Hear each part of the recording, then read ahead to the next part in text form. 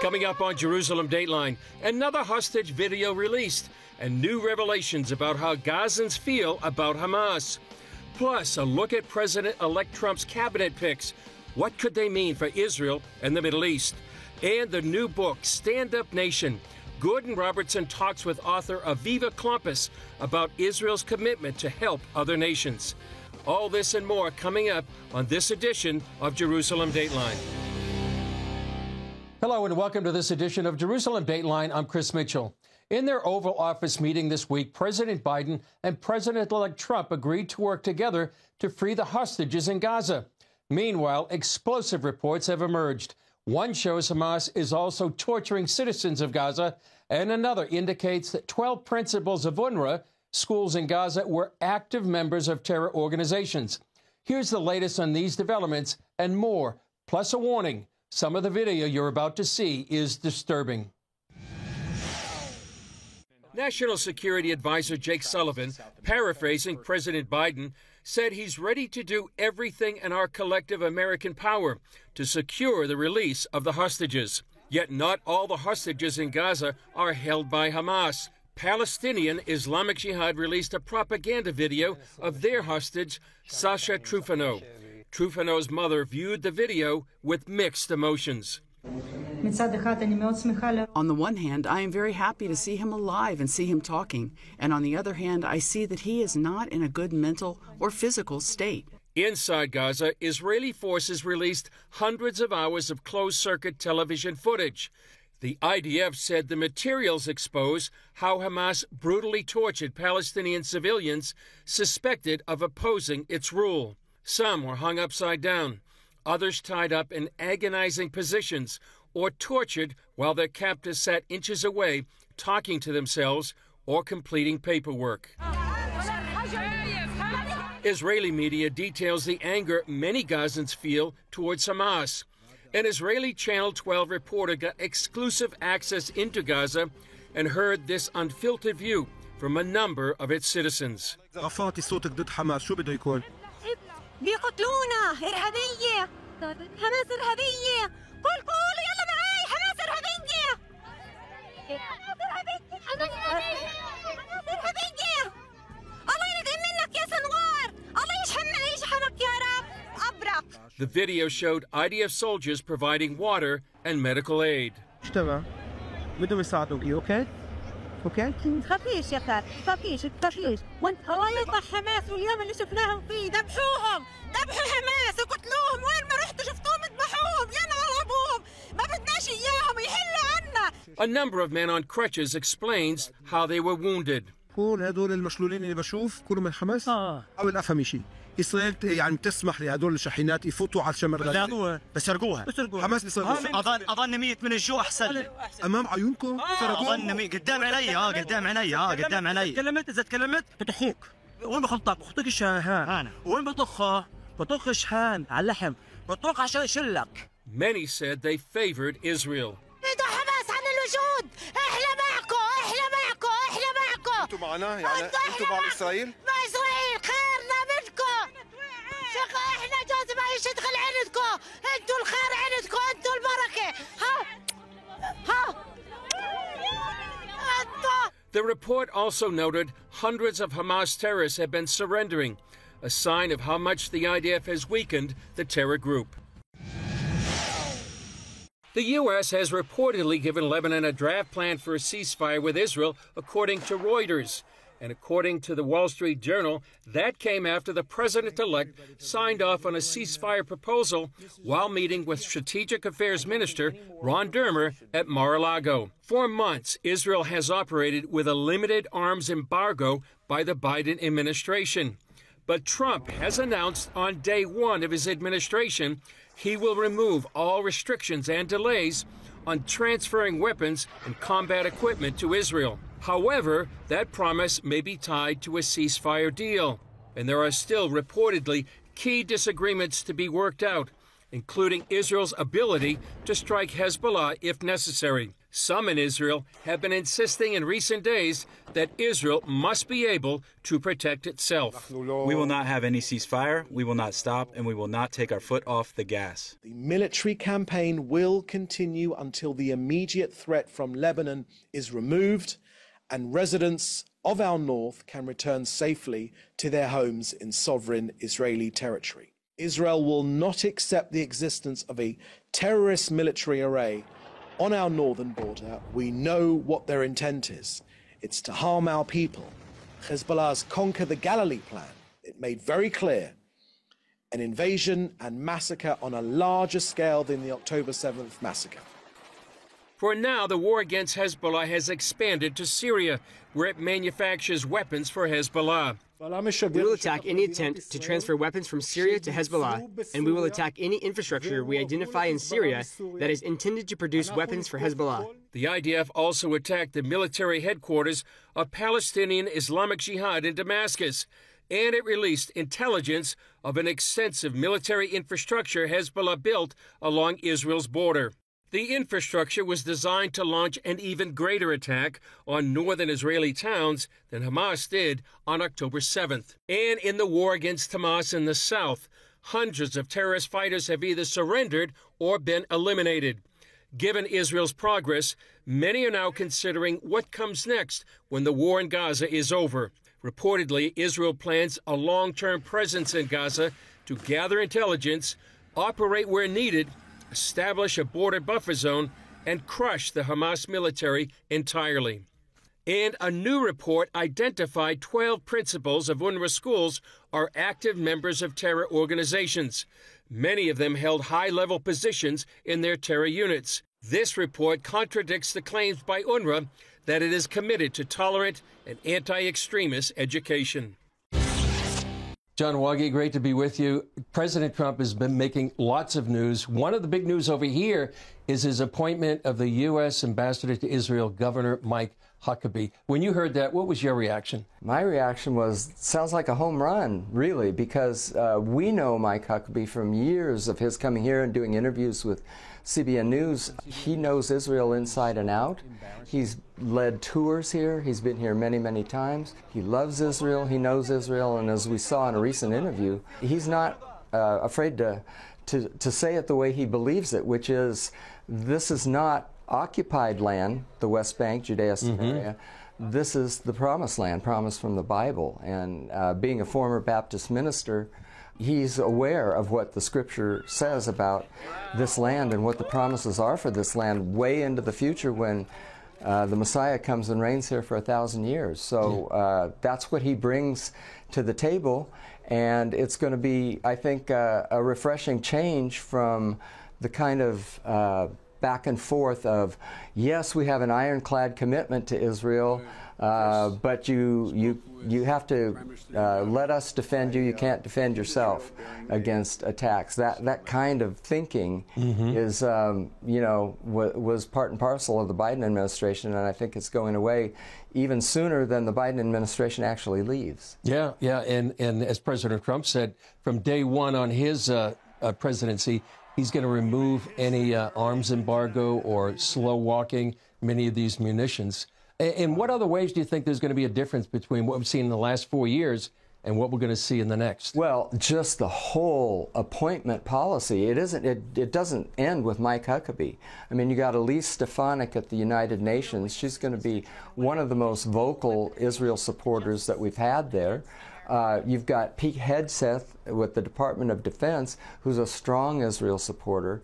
You've got Marco Rubio as Secretary of State, who actually takes some of the Yigal Carmon was telling us he takes memory postings and puts them out on social media. So we're talking about people who have a very solid, very deep understanding of what's really going on behind the scenes and what can truly lead to peace in the Middle East. And that's one of the most exciting parts about it, I think, is that most of these the people who have been appointed are believers, and believers in Yeshua, and also strong believers in the Judeo-Christian ethic. And I think the Old Testament as well as the New Testament.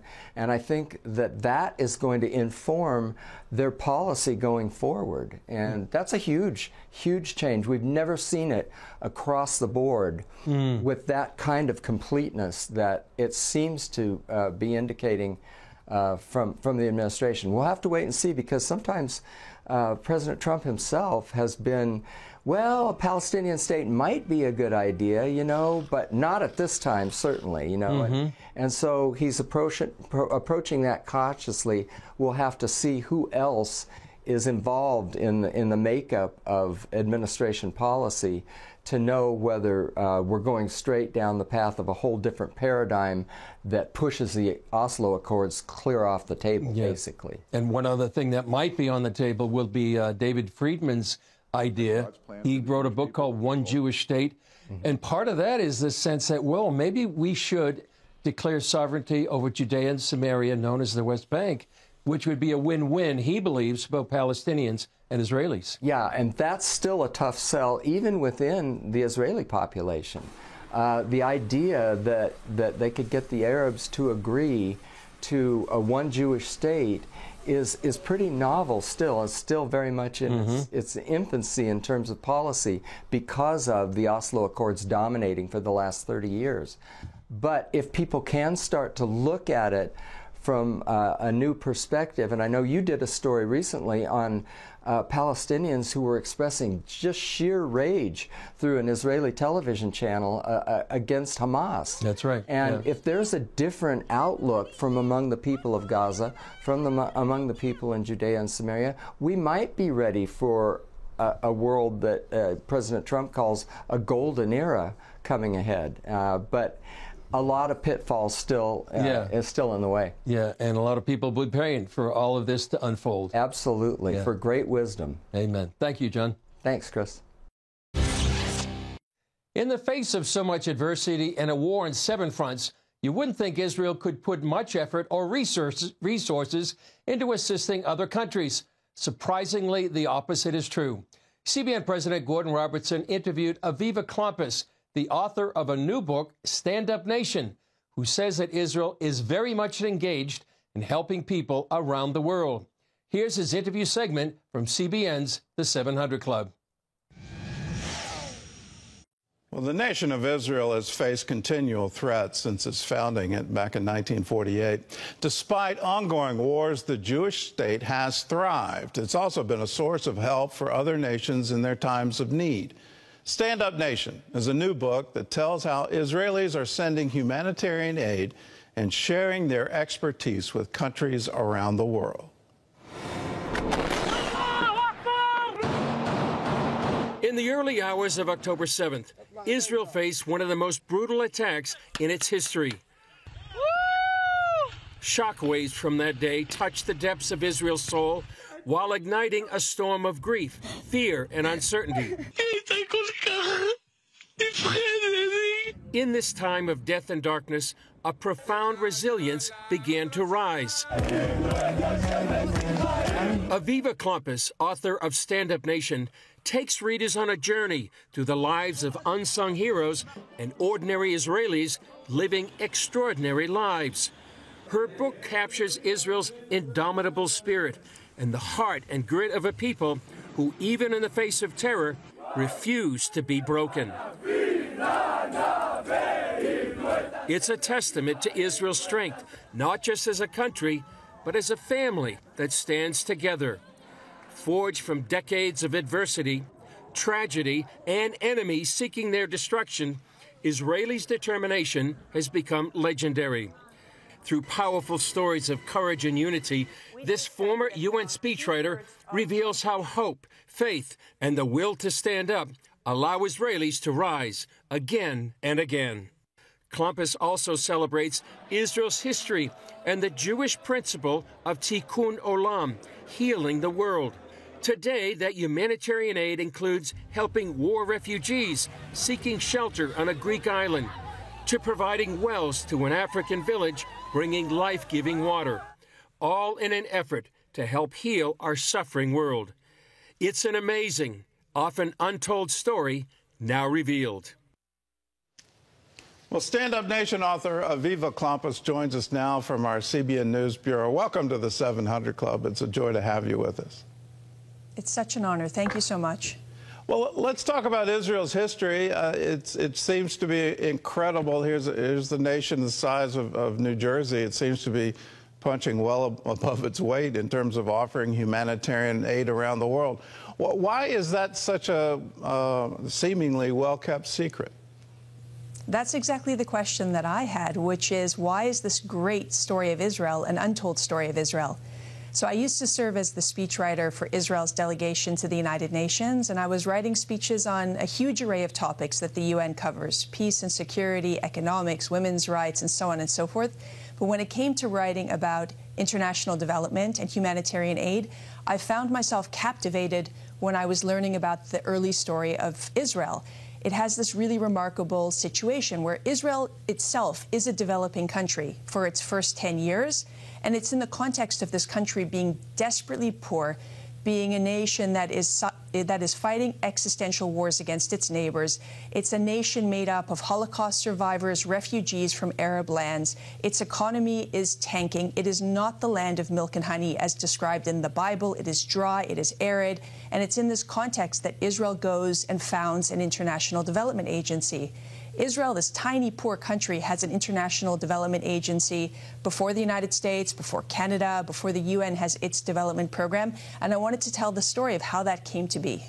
So your book goes into some of the quotes from Israel's leaders in history as to why, and those quotes really reverberated with me. It just seemed to be a national obligation that somehow if we don't do this, we're going to be missing out. What's the background to that? So what happens is that Israel's first prime minister, David Ben-Gurion, he appoints Golda Meir to be the first foreign minister. This is in 1956, so it's just 8 years after Israel is founded. And Golda Meir, as the foreign minister, is looking around the world, and she sees that it's a country that is diplomatically and politically isolated. It does not have a lot of friends in the world, a situation not unfamiliar to what is happening today. As I said, it's desperately poor. It's a country of refugees. The government has to institute austerity measures that are basically rationing basic goods. And Golda Meir says, I need to change this situation. And she's looking around at the context of the international community, and she's looking at the continent of Africa. Now, at this time, waves of decolonization are spreading across Africa. Country after country gains its independence and goes on to join the United Nations. So Golda Meir decides to go and take a tour through a number of newly founded African nations. And she goes, and what she discovers is that there's a situation very similar to Israel. The countries are new, they're emerging from under the thumb of colonialism, they're dry, they're arid, they're poor. Golda Meir goes to David Ben-Gurion and she says, the context is the same, but here's the difference.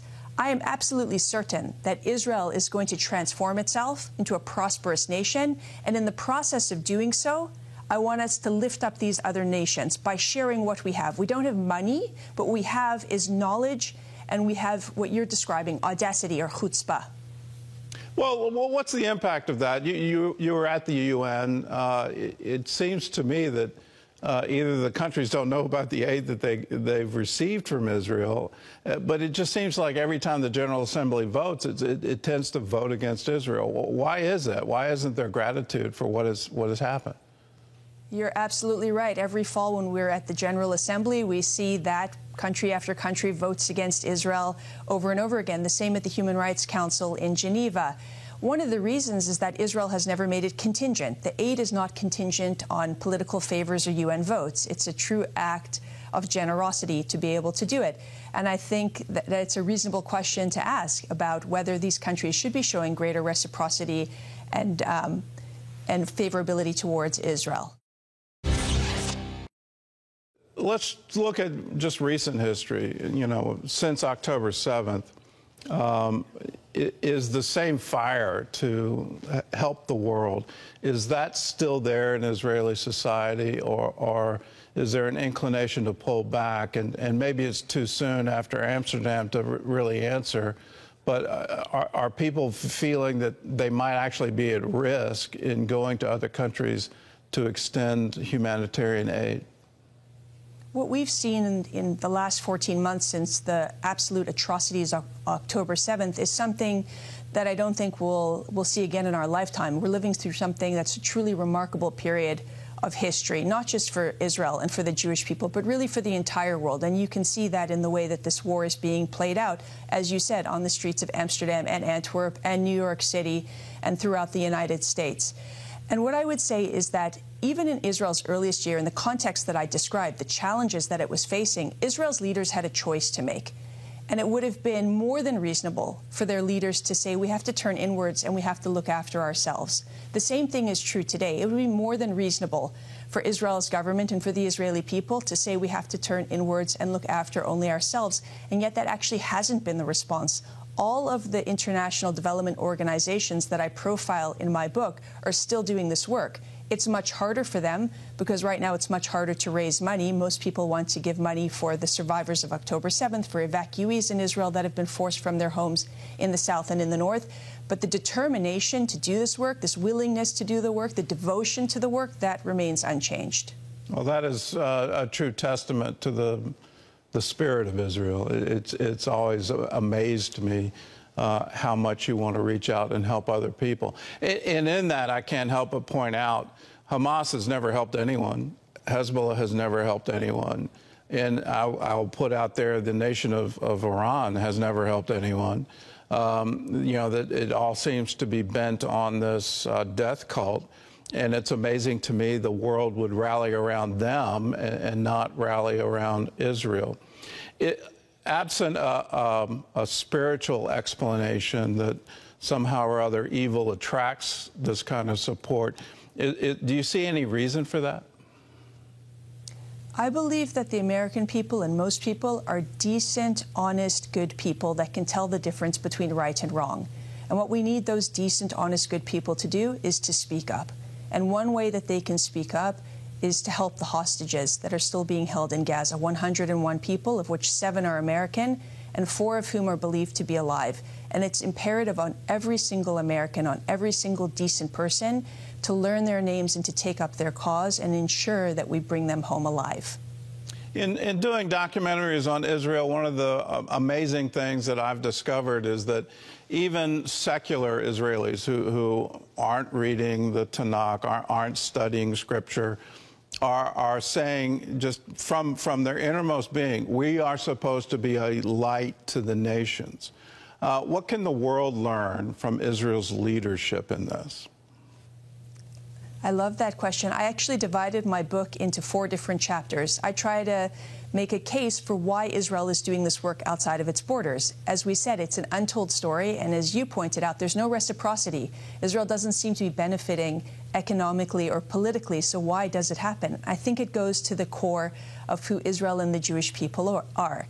So I speak about how the reasons it happens are for what you said, tikkun olam, this idea that we can build a better world, the pragmatism, the simple idea that every person wants to have a better life for their family, for their community, for their society, and for their country.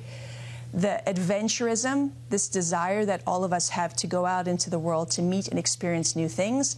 And chutzpahism, which is that audacity, that notion that you can look at the world and say the problems are absolutely overwhelming and one person can't make a difference. But I profile people in this book that say we can absolutely make a difference. Look what we've done. Well, the book is wonderful. It's called Standup Nation. You can find it wherever books are sold, and you can learn the secret of why Israel is a light to the nations. It's a really incredible read. So, Aviva Klompas, thanks so much for joining with us, and you can be assured we're standing with you. We're standing with Israel in her time of need. Thank you for being with us. Thank you very much. What a great testimony about Israeli showing resilience and generosity during one of the most difficult times in their history. Well, that's all for this edition of Jerusalem Dateline. Thanks for joining us.